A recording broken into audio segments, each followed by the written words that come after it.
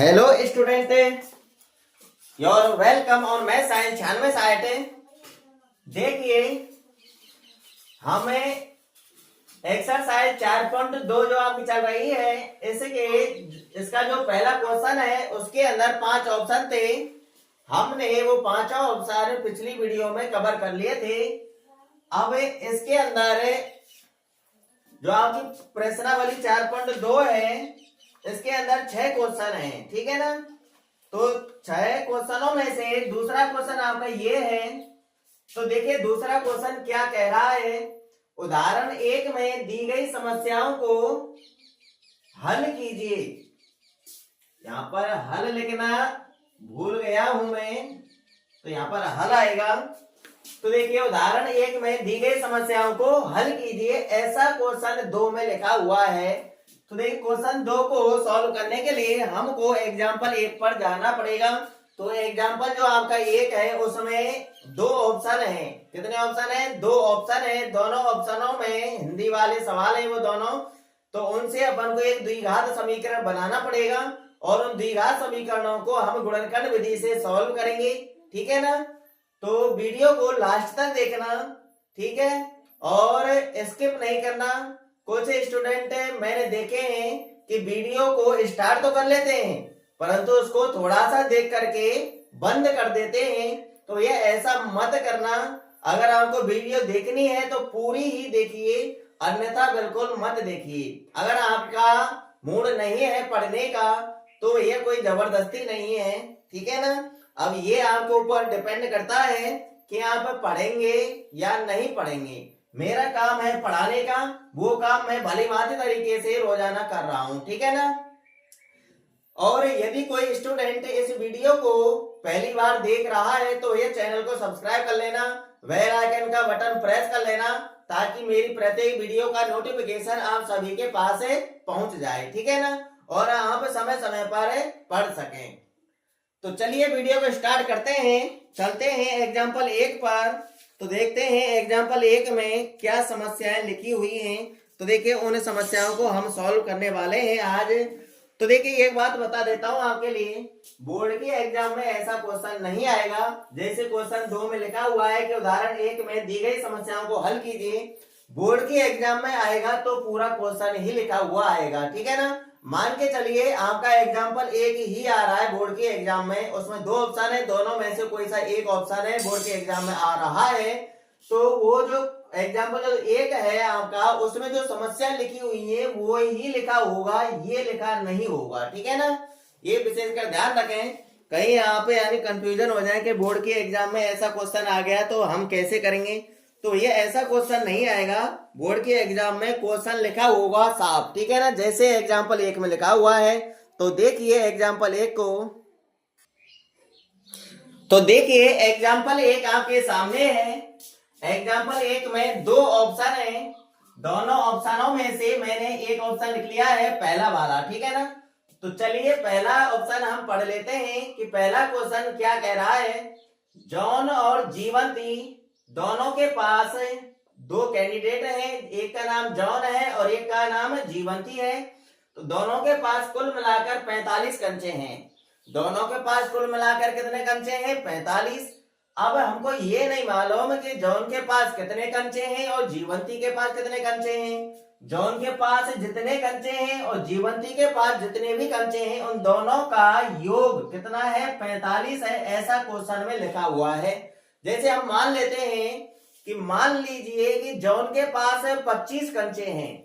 John के पास कितने कंचे हैं? 25 कंचे हैं। तो जीवंती के पास कितने कंचे होंगे भैया? 20 कंचे होने चाहिए, है ना।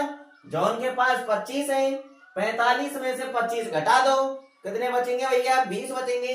तो जीवंती के पास है 20 कंचे। जो प्रक्रिया मैंने अभी अभी बताई है कि जॉन के पास 25 कंचे हैं, 25 कंचों को 45 में से घटा देंगे तो 20 बचेगा। 20 कंचे जीवंती के पास हैं। ये प्रक्रिया हम यहाँ पर x मानकर करने वाले हैं, ठीक है ना। इसीलिए मैंने आपको एक एग्जांपल दिया है। तो हम मान लेंगे यहाँ पर, माना जॉन के पास कंचों की संख्या बराबर x तथा जीवंती के पास कंचों की संख्या बराबर कितनी होगी? उनके पास कुल मिलाकर कितने कंचे भैया 45। तो 45 में से हम जॉन के कंचों को घटा देंगे। जैसे हमने अभी एग्जांपल दिया ना कि जॉन के पास 25 कंचे हैं, तो 25 को 45 में से घटा देंगे तो जीवंती के पास उपस्थित कंचों की संख्या निकल के आ जाएगी।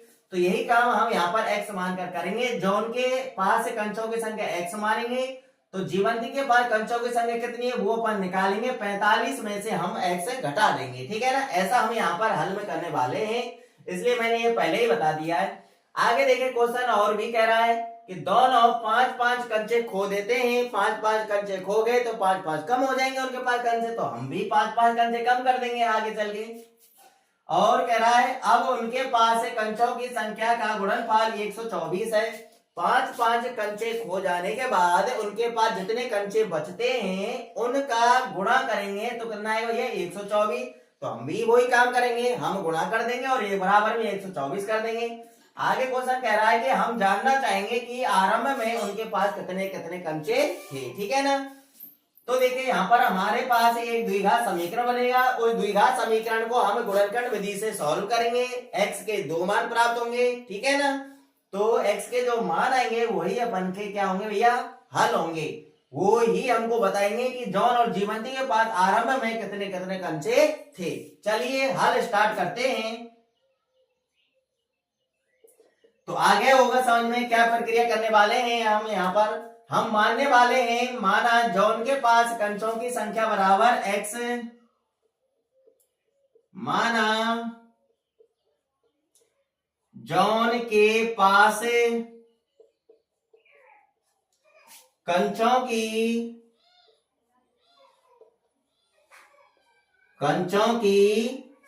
संख्या बराबर x। हमने मान लिया कि माना जॉन के पास कंचों की संख्या कितनी है x है। अब हमको जीवंती के पास कितने कंचे हैं वो भी निकालना है, तथा लगा के लिख देंगे हम, तथा लगा के जीवंती के पास कंचों की संख्या बराबर है उन दोनों के पास कुल मिलाकर कितने कंचे थे 45। तो 45 में से हम जॉन के कंचों को घटा देंगे, जीवंती के पास कंचों की संख्या निकल के आ जाएगी। तो भैया जीवंती के पास कंचे होंगे 45 माइनस x। कितने होंगे 45 माइनस x कंचे होंगे जीवंती के पास। आगे होगा समझ में आपकी में। अब देखिए क्वेश्चन कह रहा है कि दोनों 5-5 कंचे खो देते हैं। तो 5-5 कंचे खो जाने के बाद जॉन के पास कितने कंचे बचे, जीवंती के पास कितने कंचे बचे, वो अपन को निकालना है यहाँ पर। तो देखिए यहाँ पर आगे हमको क्या करना है, अतः 5 कंचे खो जाने के बाद 5 कंचे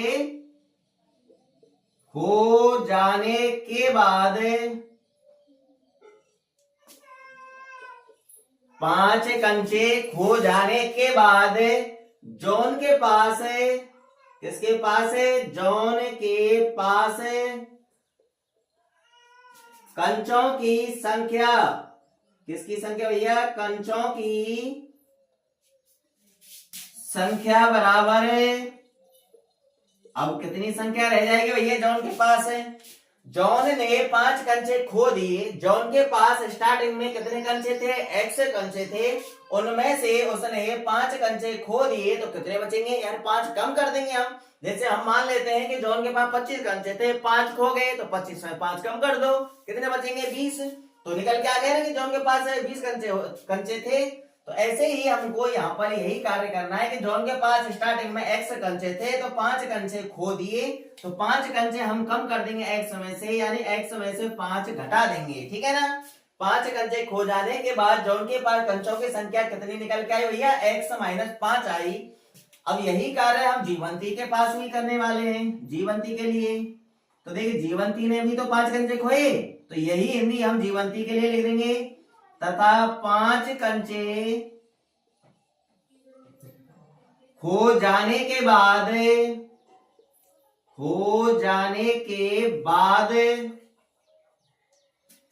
जीवंती के पास, किसके पास है, जीवंती के पास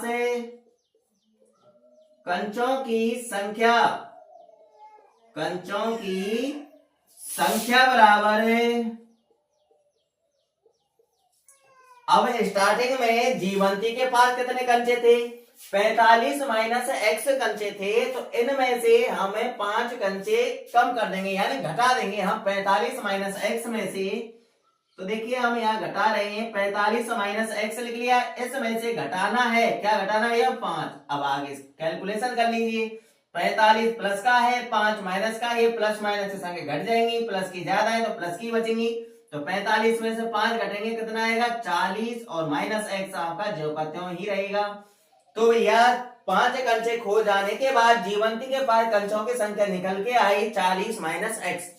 अब वो कह रहा है कि 5 कंचे खो जाते हैं, तब उनके पास जो कंचों की जो संख्या है उसका गुणनफल। अब देखिए जॉन के पास कितने कंचे बचे? 5 कंचे खो जाने के बाद x माइनस 5, और जीवंती के पास कितने कंचे बचे भैया? 5 कंचे खो जाने के बाद है 40 माइनस एक्स। तो क्वेश्चन कह रहा है कि 5 कंचे खो जाने के बाद जो कंचे बचे हैं, ये कंचे बचे हैं उनके पास, तो इनका गुणनफल कितना है भैया? 124। तो अब हम अगली स्टेप में ये करने वाले हैं कि इनका गुणा करने वाले हैं और बराबर में 124 कर देंगे। तो ये यहां तक फटाफट स्क्रीनशॉट ले लीजिए। बढ़ते हैं नेक्स्ट की तरफ। ले लिया होगा। तो अगली स्टेप देखिए, जॉन के पास कितने कंचे बचे थे भैया? 5 कंचे खो जाने के बाद x माइनस 5 कंचे बचे थे, और जीवंती के पास 40 माइनस एक्स कंचे बचे थे। तो इनका गुणनफल यानी इनका गुणा करना है इस प्रकार से, x माइनस 5 और 40 माइनस एक्स का गुणा करना है। तो इस प्रकार से हम कोष्टक में बंद कर देंगे, उनको सटाकर रख देंगे, ठीक है ना। गुणा का चिन्ह लगाने की आवश्यकता नहीं है, क्योंकि ये गुणा भी, ये जो कोष्टक होता है ना, ये गुणा के चिन्ह को ही प्रदर्शित करते हैं, ठीक है ना। तो इनका गुणनफल कितना है भैया? 124, तो बराबर में 124 करना पड़ेगा। तो ये कंडीशन आएगी आपकी, ठीक है ना। उससे हिंदी के बाद अब क्या करना है हमको? इनका गुणा कर देना है। क्या कर देना है? गुणा कर देना है।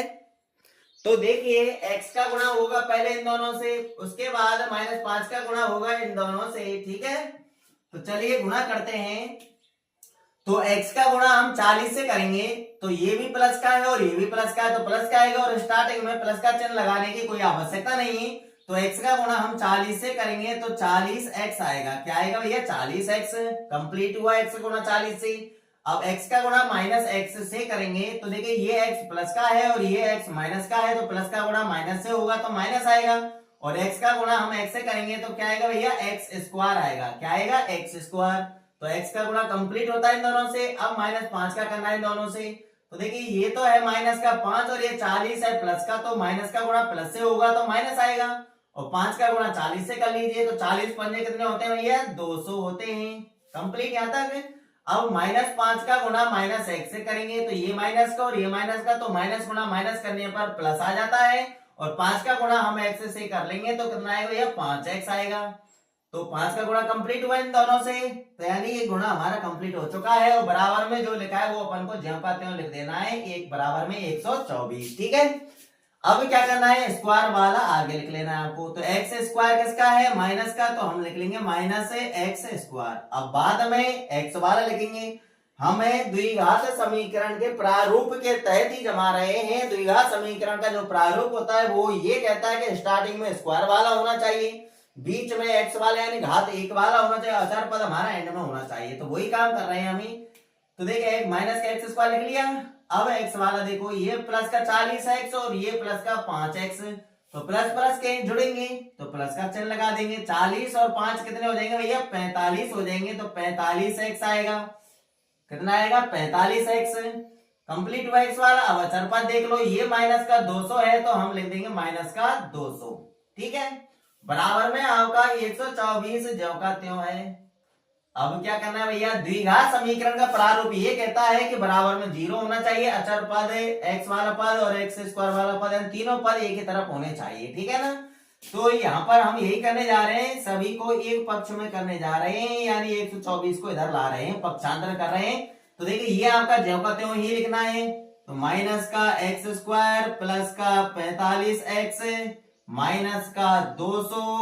अब ये 124 इधर प्लस का है, इधर आएगा तो माइनस का होगा, तो माइनस का 124 और बराबर में बचेगा आपका 0। ठीक है ना। अगली स्टेप देखिए, ये अचर पद सॉल्व करने हैं और ये आगे वाले दोनों ज्यादा लिखने हैं। तो देखिए माइनस का एक्स स्क्वायर प्लस का 45x। अब देखिए माइनस के 200 और माइनस के 124, तो माइनस माइनस संख्याएं हैं तो जुड़ेंगी, रहेंगे तो माइनस की। तो 200 और 124 कितने हो जाएंगे भैया? 324 हो जाएंगे और बराबर में आपका 0। अब देखिए यहां पर मैं आपको एक बात बता रहा हूं, अगर स्क्वायर वाले के सामने माइनस का चिन्ह लगा हो और अचर पद के सामने भी माइनस का चिन्ह लगा हो, तो आपको ये काम करना है कि माइनस का गुणा कर देना है। ठीक है ना। क्या कर देना है? माइनस का गुणा, यानी इनके चिन्ह बदल देने हैं आपको, ताकि आपसे कोई गड़बड़ी न हो, इसलिए। ठीक है ना। तो देखिए ये एक्स स्क्वायर माइनस का है तो ये प्लस का हो जाएगा, ये 45x प्लस का है तो इसको हम माइनस का कर लेंगे, और ये माइनस का 324 है तो इसको हम प्लस का कर लेंगे। ठीक है ना। इतना आ गया होगा समझ में आपकी में, यानी माइनस का गुणा कर दिया है, चिन्ह बदल चुके हैं, जो प्लस का था वो माइनस का हो चुका है और जो माइनस का था वो प्लस का हो चुका है। ठीक है ना। अब इसकी कैलकुलेशन करनी है। ठीक है। अब देखिए कैलकुलेशन कैसे करनी है। स्क्वायर वाले के गुणा में जो भी होता है उसका गुणा हम किससे करते हैं? अचर पद से करते हैं। एक्स स्क्वायर गुणा में 1 है, 1 का गुणा हम प्लस का 324 से करेंगे तो 324 ही आएगा प्लस का। क्या आएगा? 324 ही आएगा प्लस का। अब हमको ऐसी दो संख्याओं का पता करना है जिनका गुणा करने पर तो आ जाना चाहिए प्लस का 324, और उन्हें दोनों संख्याओं को जोड़ने पर या घटाने पर आ जाना चाहिए माइनस का 45। तो उन्हें दो संख्याओं का पता करने के लिए जो गुणा करने पर प्राप्त होता है ना, उसी के ही हम अभाज्य गुणनखंड कर लेते हैं। क्या कर लेते हैं? अभाज्य गुणनखंड तो कर लेते हैं। देखिए 324 का इकाई अंक 4 है तो 2 का भाग जाएगा, तो 2 का भाग देंगे भैया, 2 एकम 2, 2 6 12, 2 दूना 4, 162 बार जाएगा। कितनी बार जाएगा? 162 बार। इकाई अंक 2 है, फिर भी 2 का भाग जाएगा, 2 का भाग देंगे भैया 81 बार जाएगा। 81 में अब 2 का भाग नहीं जाएगा क्योंकि इकाई अंक क्या आ चुका है? 1। ठीक है। तो 3 का भाग जाएगा भैया 81 में, अंकों को जोड़ लो, 8 और 1 9, 9 में 3 का भाग जाता तो 81 में भी 3 का भाग जाएगा। कितनी बार जाएगा? 27 बार जाएगा। अब 27 में भी 3 का भाग जाएगा, कितनी बार? 9 बार जाएगा। अब 9 में भी 3 का भाग जाएगा, कितनी बार? 3 बार। अब 3 में 3 का ही जाएगा 1 बार। ठीक है। तो हमने अभाज्य गुणनखंड कर लिए, तो हमारे पास अभाज्य संख्या निकल के आई, कितनी आई भैया? 6 निकल के आई। अब हमको इनका गुणा उस हिसाब से करना है कि ऐसी संख्याएं प्राप्त हो जाए हमको जिनको जोड़ने पर क्या आ जाए? जोड़ने पर या घटाने पर 45 आ जाए। ठीक है ना। चलिए करते हैं जांच। तो देखिए 2 का गुणा 2 से कर ले, 2 दूना 4 आएगा, 4 गुणा हम 3 कर रहे हैं, 4 3 12 आएगा। अब इसको हम 12 छोड़ दें और 3 3 गुणा करके देख रहे हैं पहले। तो देखिए अब नीचे वाली संख्या गुणा करेंगे तो 3 9 और 9 27। अब 27 गुणा 12 करने पर तो आ ही जाएगा 324, क्योंकि ये इन्हीं के ही तो गुणनखंड है और इनका ही गुणा किया है। अब इनको जोड़ने पर घटाने पर देखिए क्या 45 आ रहा है? क्या नहीं आ रहा भैया? जोड़ेंगे तो भैया ये कितना आएगा? ये 39 रह जाएगा, घटाएंगे तो और भी कम हो जाएगा। तो अपन को ऐसा काम नहीं करना है। ठीक है ना। तो ये क्या करना है हमको? आगे और बढ़ा के देख लो, यानी अब ये अपन ने 3 का गुणा किया था, 4 अंक का कर लो। तो देखिए 2 2 4, 4 3 12, 12 3 36, कितना है? 36। और 3 का गुणा 3 से कर लो, 3 9। अब देखिए 36 और 9 को जोड़ेंगे तो कितना आ जाएगा भैया? 45 आ जाएगा। तो यानी सही बैठ रहा है। गुणा करने पर तो 324 आएगा ही आएगा, क्योंकि इसी के अभाज्य गुणनखंडों का गुणनफल करके ही तो प्राप्त किया हमने ये।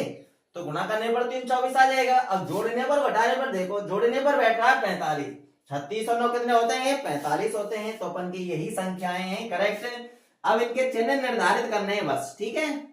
अब चिन्ह निर्धारित कैसे करने हैं? देखिए 324 से किसका है भैया? प्लस का है या माइनस का? प्लस का है। तो प्लस का कब आएगा?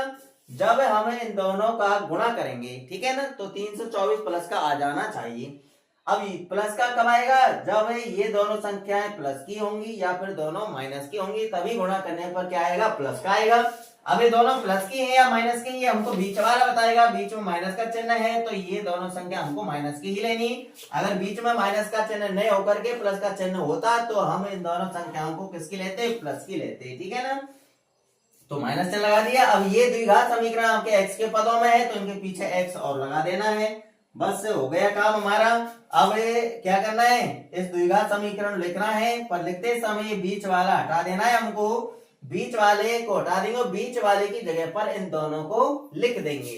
तो चलिए इधर आ जाइए, देखिए तो देखिए एक्स स्क्वायर जो कहते हो ये हटा दिया हमने, इसकी जगह वो लिख रहे हैं दोनों माइनस का 36x और माइनस का 9x, किसी को भी आगे पीछे लिख लो, कोई भी फर्क नहीं पड़ने वाला, ठीक है। दोनों लिख लिए। अब पीछे वाला लिख लो, प्लस का 324 और बराबर में 0। अब दो में से कॉमन लेना है, लिख तो लिया हमने, अब दो में से कॉमन लेना है। यहाँ पर एक्स स्क्वायर गुणा कोई संख्या नहीं है, यहाँ पर 36 है तो संख्या कॉमन आने वाली है नहीं, तो यहाँ पर x घात 2 है तो x 2 है, यहाँ पर x घात 1 है, एक x है तो x कॉमन आ जाएगा। क्या कॉमन आ जाएगा, x 2 थे, एक x कॉमन ले लिए तो एक x बचेगा। आगे माइनस का चिन्ह है तो माइनस चिन्ह लगा देंगे, x हमने कॉमन ले लिया, क्या बचेगा, केवल 36 बचेगा। कंप्लीट हुआ, कोष्टक बंद कर देंगे। अब ऐसा ही सेम यहाँ से बनाना है, तो देखिए ये कोष्टक में जो स्टार्टिंग में लिख रहा है ना, बस इसी को देख लिया करो, ठीक है। तो ये x देखिए ये किसका है, प्लस का है, अकेला है। यहाँ पर x के साथ -9 भी है आगे, तो यहाँ पर माइनस का 9 हटाना पड़ेगा तभी तो x रहेगा, ऐसा तभी तो बनेगा ये। तो माइनस का 9 हटाना पड़ेगा, हटाने का मतलब -9 कॉमन लेना है, और -9 कॉमन लेने के बाद आप इसी को लिख दीजिए x - 36, ठीक है। लिख दिया x - 36 और बराबर 0 आपका चलता ही रहेगा। अब अगले स्टेप में क्या करना है, इन दोनों कोष्टक वाली संख्याओं में से एक को लिखना है, तो x - 36, दूसरे कोष्टक में बाहर वाली संख्या लिखनी है x - 9, लिख लिया x - 9 बराबर में आपका 0।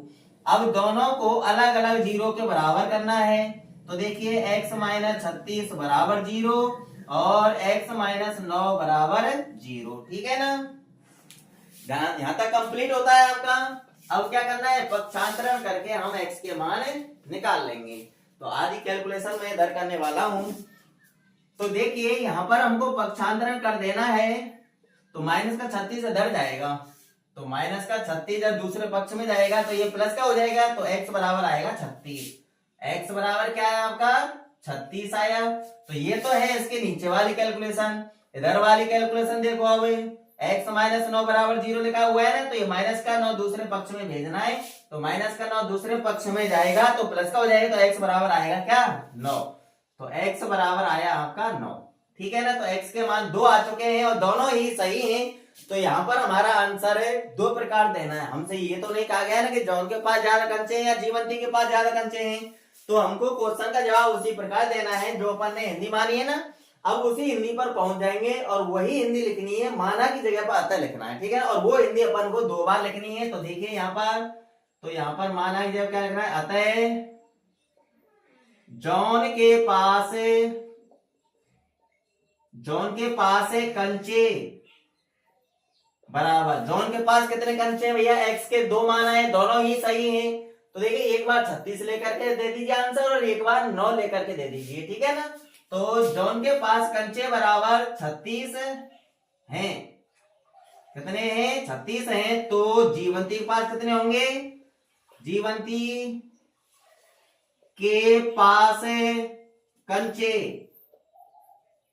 तो ये जीवंती के पास कंचे कितने होंगे, 45 माइनस x माना था ना, तो 45 में से 36 घटाओ, कितना आएगा भैया 9 आएगा। क्या आएगा 9। एक आंसर तो ये हो गया। यदि जॉन के पास कंचे 36 हैं तो जीवंती के पास कंचे कितने होने चाहिए, 9 होने चाहिए। अब कथा लगा के दूसरा आंसर दे दो। ऐसा भी तो हो सकता है कि x का मान 2 आए यहाँ पर, तो ये भी तो हो सकता है जॉन के पास कंचों की संख्या 9। तो हम लिख देंगे यदि जॉन के पास कंचे बराबर 9 है तो जीवंती के पास कंचे कितने होंगे, 36 होंगे। 45 में से 9 घटाएं 36 ही आएगा। तो लिख देंगे यहाँ पर अतः जॉन के पास कंचे, जॉन के पास कंचे बराबर कितने हैं, 9 हैं। तो जीवंती के पास कंचे बराबर, जीवंती के पास कंचे बराबर कितने होंगे, 45 माइनस x ही तो था जीवंती पास कंचे, तो x का मान अब यहाँ पर 9 है, तो x का मान 9 घटा दो 45 में से, तो 45 में से 9 घटाए कितना आएगा 36।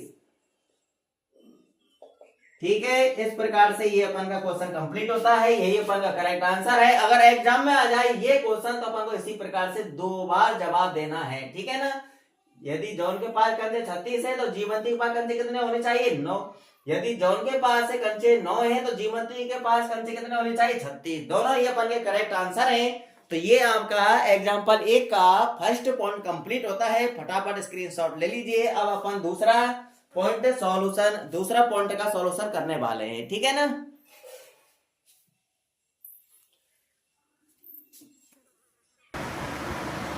तो देखिए क्वेश्चन नंबर 1 का दूसरा पॉइंट आपके सामने है। पढ़ लेते हैं क्वेश्चन को। क्वेश्चन क्या कह रहा है? एक कुटीर उद्योग। अब आप कुटीर उद्योग नहीं जानते होंगे तो देखिए आपको एक कुटीर उद्योग के बारे में बता देता हूँ। कुटीर उद्योग जो होता है ये बहुत ही छोटे स्तर का उद्योग होता है जिसमें यानी 7-8 व्यक्ति कार्य करते हैं। जैसे कोई कार्य घर पर करने लगे तो वो आपके कुटीर उद्योग कहलाएगा। ठीक है ना। फिर उससे अगला आता है यानी लघु उद्योग, फिर दीर्घ उद्योग। इस प्रकार के उद्योग होते हैं जो अपने स्तर पर ही कार्य करते हैं। ठीक है ना। तो देखिए ये कुटीर उद्योग एक दिन में कुछ खिलौने निर्मित करता है। अब हमको नहीं मालूम कि वो कुटीर उद्योग एक दिन में कितने खिलौने निर्मित करता है। अब एंड में देखिए, एंड में क्या कह रहा है कि हम उस दिन निर्माण किए गए खिलौनों की संख्या ज्ञात करना चाहेंगे। तो यहाँ पर हमको खिलौनों की संख्या माननी पड़ेगी कि माना एक दिन में निर्मित किए गए खिलौने बराबर खिलौनों की संख्या बराबर x। इस प्रकार से अपन को मानना है। ठीक है ना। आगे देखिए क्या कह रहा है क्वेश्चन है। प्रत्येक खिलौने का मूल्य, प्रत्येक का मतलब एक खिलौने का मूल्य। ध्यान से सुनना कि क्वेश्चन क्या कह रहा है। प्रत्येक खिलौने का मूल्य 55 में से एक दिन में निर्माण किए गए खिलौनों की संख्या को घटाने से प्राप्त संख्या के बराबर है। अब क्वेश्चन क्या कह रहा है भैया? नहीं आया हमारी समझ में? नहीं आया तो दोबारा पढ़ लीजिए क्वेश्चन। आप तब तक पढ़ना जब तक आपकी समझ में कंप्लीट नहीं आ जाए। तो ये कह रहा है प्रत्येक खिलौने का मूल्य यानी एक खिलौने का जो मूल्य है वो मूल्य कितना है उसके बारे में बता रहा है कि 55 में से क्या घटाना है? घटाने के लिए बोल रहा है कि कह रहा है घटाने से प्राप्त संख्या बराबर। तो 55 में से घटाने के लिए बोल रहा है। क्या घटाने के लिए बोल रहा है कि 55 में से एक दिन में निर्माण किए गए खिलौनों की संख्या को घटाना है। घटाने से प्राप्त संख्या के बराबर है। तो हम भी एक खिलौने का मूल्य मानेंगे। माना प्रत्येक खिलौने का मूल्य बराबर, तो हम भी 55 में से घटा देंगे। क्या घटा देंगे? एक दिन में निर्माण किए गए खिलौनों की संख्या। और एक दिन में निर्माण किए गए खिलौनों की संख्या हम क्या मानने वाले हैं? x मानने वाले हैं। तो 55 में से हम x घटा देंगे तो प्रत्येक खिलौने का मूल्य निकल के आ जाएगा। ठीक है ना। इतना काम कर लेंगे हमें कि एक दिन में निर्माण किए गए खिलौनों की संख्या बराबर x और प्रत्येक खिलौने का मूल्य बराबर 55 माइनस x। 55 में से घटाने के लिए तो बोल रहा है कि एक दिन में जितने खिलौने निर्माण किए जाते हैं उनको 55 में से घटा दो, तब जाकर के एक खिलौने का मूल्य निकल करके आ जाएगा। ठीक है ना। आगे देखिए क्वेश्चन क्या कह रहा है। किसी एक दिन कुल निर्माण लागत 750 रुपए थी। यानी कुल निर्माण लागत कितनी थी भैया? 750 रुपए थी। कितनी थी? 750 रुपए थी। तो देखिए एक दिन कुल निर्माण लागत कितनी थी भैया? 750 है। जितने भी खिलौने बनाए एक दिन उस दिन कितनी निर्माण लागत आई भैया? 750। तो हम भी निर्माण लागत निकालना चाहेंगे। एक बात बताइए, आपके पास जैसे मेरे पास है ये मार्कर है। आप इस मार्कर को बनाने का कार्य कर रहे हैं। अब एक मार्कर को बनाने में मान लीजिए कि 10 रुपए का खर्चा आ रहा है। कितने रुपए खर्चा आ रहा है? 10। और आप एक दिन में 20 मार्कर बना देते हैं तो ये कुल निर्माण लागत कितनी आई? तो आप क्या करना चाहेंगे कि एक मार्कर को बनाने में कितने रुपए का खर्चा आया या निर्माण लागत कितनी आई? 10 रुपए। तो आप 10 का गुणा इन मार्करों की संख्या से ही तो करना चाहेंगे कि मार्कर कितने बनाए? 20। और एक मार्कर में कितना खर्चा आ रहा है बनाने में? 10 रुपए का। तो 20 मार्करों को बनाने में कितने रुपए का खर्चा आएगा? तो आप क्या करेंगे? ये गुणा ही तो करेंगे। 10 रुपए का गुणा 20 से, है ना। तो हाँ ऐसे ही करना है हमको भी हमें जितने खिलौने मानेंगे उन वो एक दिन में निर्मित किए गए खिलौनों की संख्या का गुणा हमें प्रत्येक खिलौने के मूल्य से कर देंगे, ठीक है ना।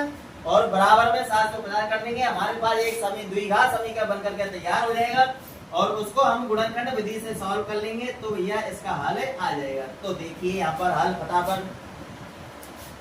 एक बात बता देता हूँ, अगर किसी ने वीडियो लाइक नहीं किए तो भैया लाइक का बटन दबा दो। लाइक का बटन दबाने में आपकी ज्यादा एनर्जी खर्च नहीं होती, आपके पैसे नहीं लगते। तो आप भैया वीडियो देखते हो तो लाइक का बटन भी तो दबा दिया करो। अब देखिए हल देखिए फटाफट। यहाँ पर मान लेंगे, माना एक दिन में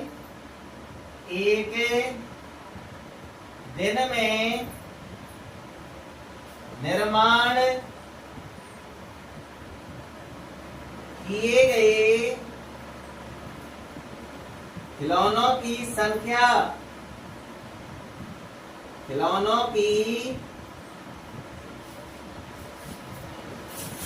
बराबर है x।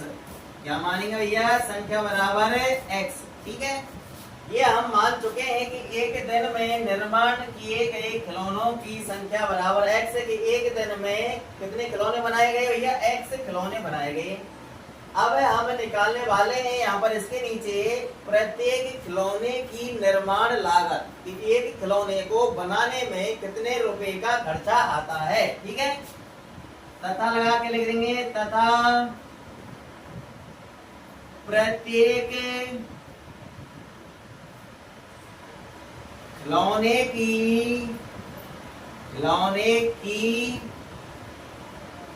निर्माण लागत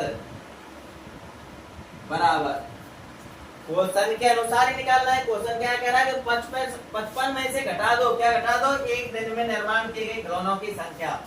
तो 55 में से घटा देंगे हम भैया, क्या घटा देंगे? एक दिन में निर्माण किए गए खिलौनों की संख्या x घटा देंगे। तो लो भैया, प्रत्येक खिलौने की निर्माण लागत निकल के आ चुकी है 55 माइनस x, ठीक है ना। ये 55 माइनस x रुपए में है, ठीक है ना। अब देखिए यहाँ पर अब आगे क्या कह रहा है? किसी एक दिन कुल निर्माण लागत 750 रुपए थी, तो हम हमारे अनुसार निर्माण लागत निकालेंगे। एक दिन में कितने खिलौने बनाए? x, और एक खिलौने का मूल्य कितना है? 55 माइनस x। तो कुल निर्माण लागत है, यानी x का गुणा 55 माइनस x से कर देंगे और बराबर में 750 कर देंगे, ठीक है ना। तो देखिए अब क्या करना है हमको? अतः x का गुणा किससे कर दीजिए? 55 माइनस x से कर दीजिए और बराबर में 750 कर देंगे। क्या कर देंगे? 750।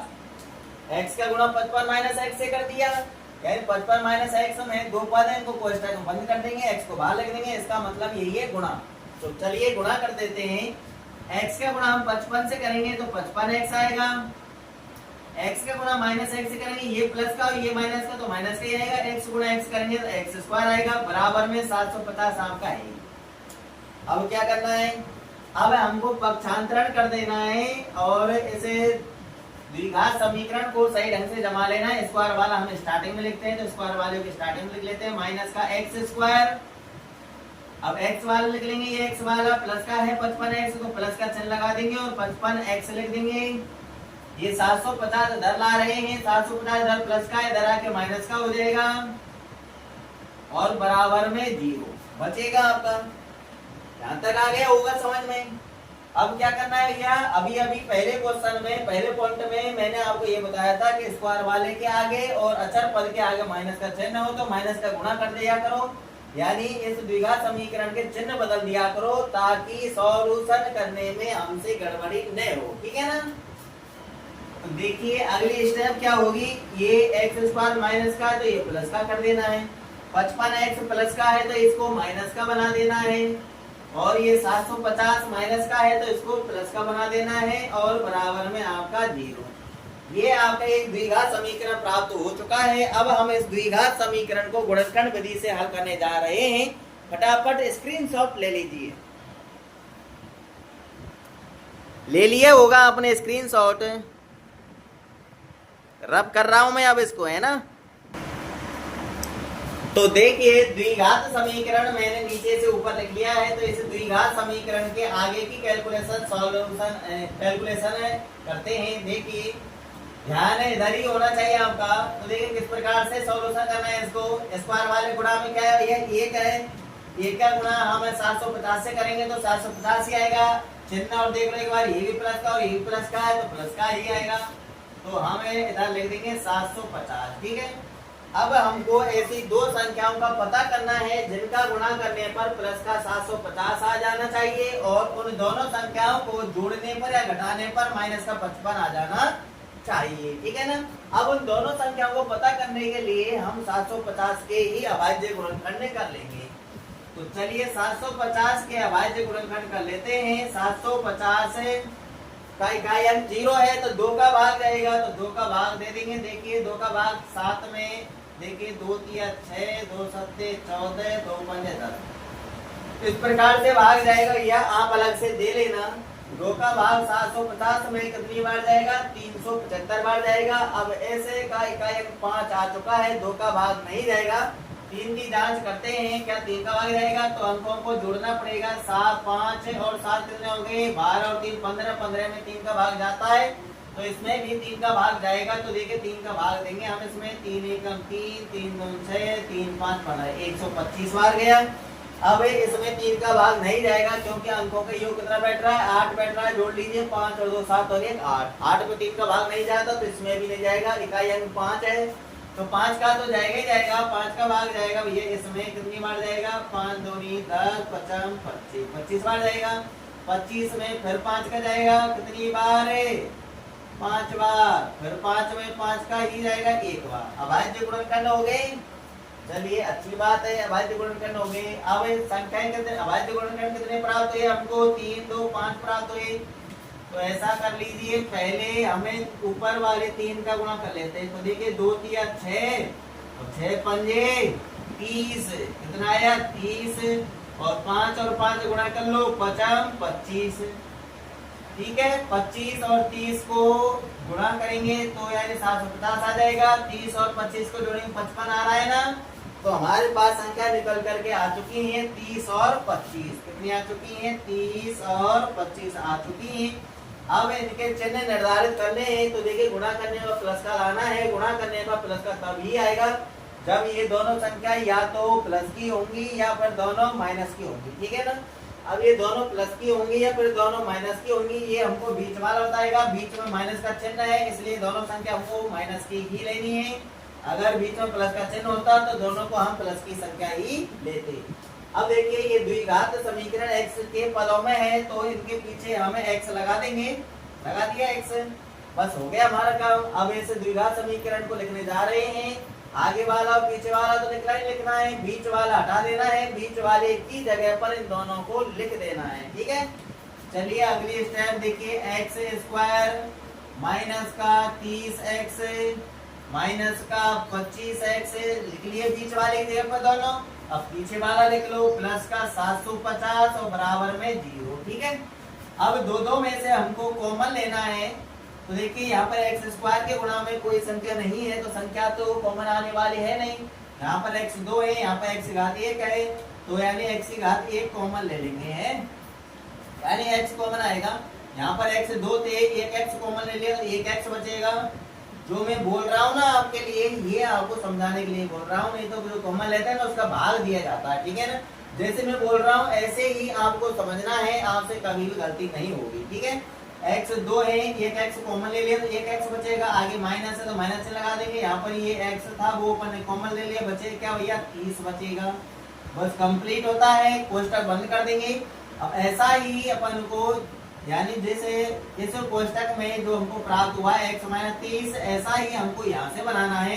तो आपको कोष्टक में स्टार्टिंग वाली संख्या ही देखनी है, बस x देखना है। x अकेला है वो भी प्लस का, यहाँ पर x के साथ -25 लगा हुआ है तो यानी -25 हटना चाहिए। हटने का मतलब -25 कॉमन लेना है, ठीक है ना। अब हमें x - 30 को ज्यों का त्यों लिख देंगे। यहाँ पर x - 30 और बराबर 0। ज्यादा दिमाग दौड़ाने की जरूरत नहीं, यहाँ पर आप इसी को लिख दीजिए कॉमन लेने के बाद, ठीक है ना। अब हमको क्या करना है, इन दोनों कोष्टक वाली संख्याओं में से एक संख्या लिखनी है हमको x माइनस 30 और दूसरे कोष्टक में ये बाहर वाली संख्या लिखनी है x माइनस 25 और बराबर में 0 आपका चल ही रहा है। अब इन दोनों को अलग अलग 0 के बराबर करना है, x माइनस 30 बराबर 0 और x माइनस 25 बराबर 0 कर दिए दोनों बराबर। पक्षांतरण करके दोनों जगह से हम मान निकाल लेंगे। तो देखिए माइनस का 30 इधर जाएगा प्लस का, तो x बराबर आ जाएगा आपका प्लस का 30। ठीक है, x का मान आ चुका है 30। यहाँ से भी हम पक्षांतरण कर देंगे। तो देखिए पक्षांतरण करेंगे तो माइनस का 25 इधर जाएगा, तो क्या आएगा भैया, प्लस का आएगा। तो ये x बराबर आ चुका है आपका 25। अब x हमने क्या माना था भैया, ऊपर जो हमने हल करना स्टार्ट किया था उसी जगह पर पहुंच जाइए और वहां पर जा करके देखिए कि हमने क्या माना था। हमने माना था कि एक दिन में निर्माण किए गए खिलौनों की संख्या बराबर x माना था। तो x की जगह पर हम दोनों को रख देंगे, दोनों ही अपन के आंसर सही हैं। ठीक है ना। एक दिन में निर्माण किए गए खिलौनों की संख्या 30 भी हो सकती है और एक दिन में निर्माण किए गए खिलौनों की संख्या 25 भी हो सकती है। ठीक है ना, दोनों ही हमारे करेक्ट आंसर हैं। तो दोनों प्रकार से अपन को जवाब देना है। तो देखिए हिंदी अपन को वही लिखनी है, मानक जगह पर अतः लिख देना है। अतः एक दिन में निर्माण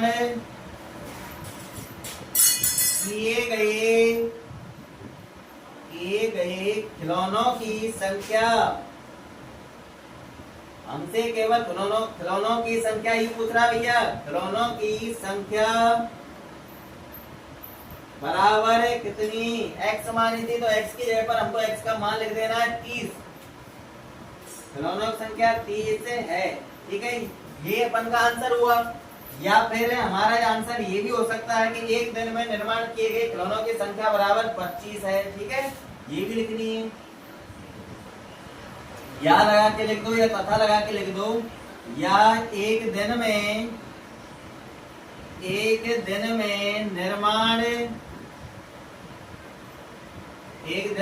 निर्माण किए गए खिलौनों की